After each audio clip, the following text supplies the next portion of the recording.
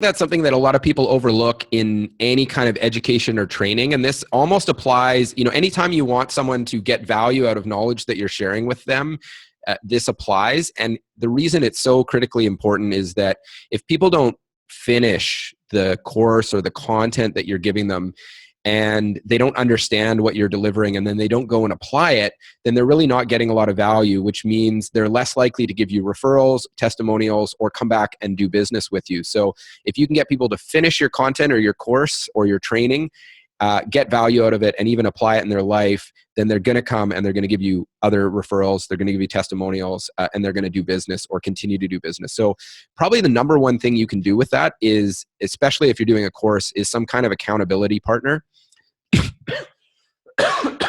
Excuse me.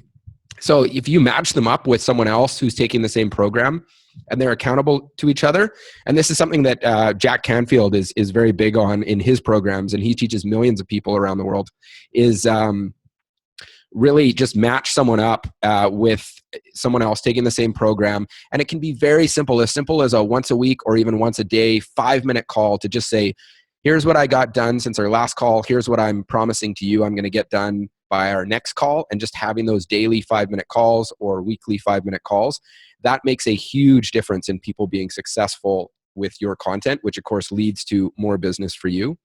A few other big things that you can do is having some kind of group that people can be a part of, which goes to the accountability part, because then they can discuss, solve problems together. They feel a little bit accountable to each other, not as much so as with an individual partner.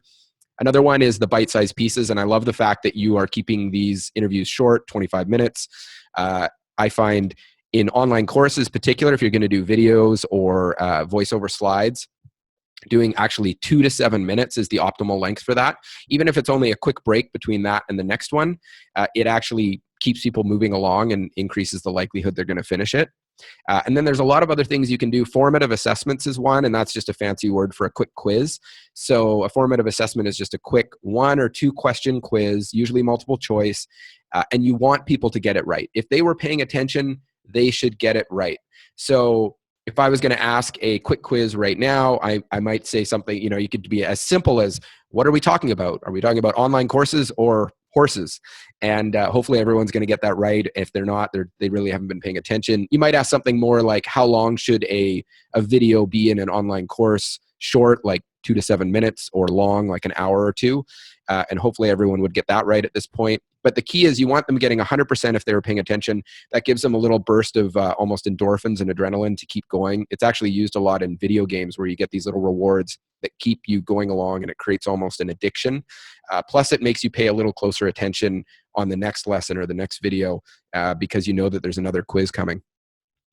And then the other big thing you can do is some kind of follow-up. So I've seen people, we do a lot of automated email follow-ups, but even things like text messaging follow-ups is a more extreme way of doing it that actually works quite well. So making sure you're staying in touch with people as they move through the program.